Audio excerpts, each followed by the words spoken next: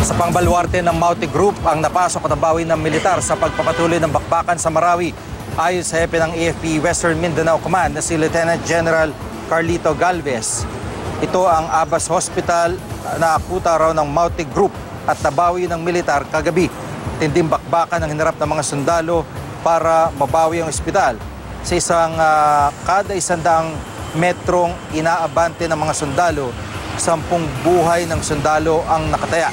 Base sa intel ng AFP West Mincom, nasa 10 banyagan terorista ang kasama pa rin ng Maute sa Marawi.